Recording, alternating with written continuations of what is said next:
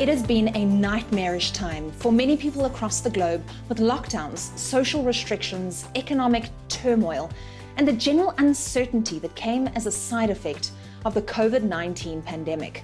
But the visible impact aside, what we're often not talking about are the unseen consequences. According to the World Health Organization, stress levels, self-harm, and suicidal behavior have been on the rise since the start of the pandemic. So why are we still so reluctant to talk about mental health and well-being? Clinical Psychologist Dorian Wheel, or Dr. D as she is fondly known, joins me to cast some light. Dr. D, tell us, what are the main causes affecting mental health globally and locally at the moment? The springboard for what we're seeing around us in terms of anxiety, extreme stress, frustration, and fear is really to do with uncertainty. In most crises, there's some kind of knowledge of what you can expect in the future. Even with 9/11, after a short period of time, people knew what they were dealing with. You couldn't catch anything.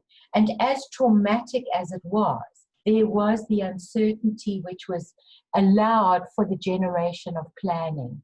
And it's this uncertainty which is causing so many problems in the realm of mental health.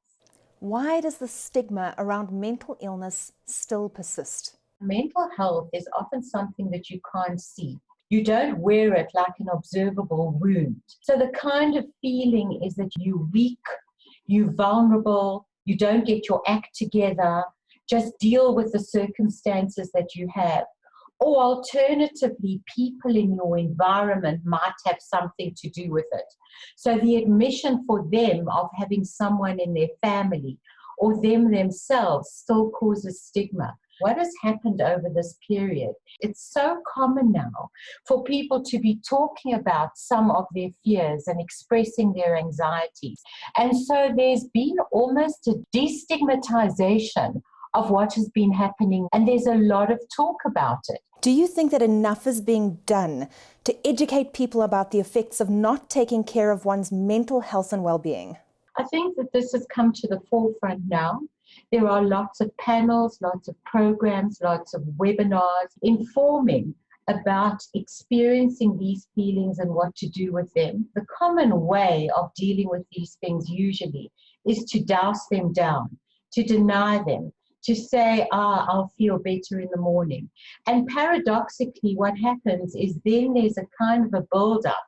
And then these things, if not addressed, tend to overwhelm you and manifest behaviorally in terms of sleep disorders, appetite problems, somatic problems like headaches or backaches or whatever it is, that may not even be related to the fact of what you are going through. So these things demand to be recognized and named and tamed. There are a lot of strategies and new ways of thinking that has come with the acceptance of a reality that people are bringing into play right now.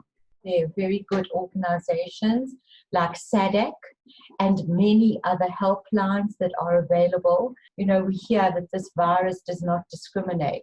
This is affecting all of us, and there's a lot of emotional connection.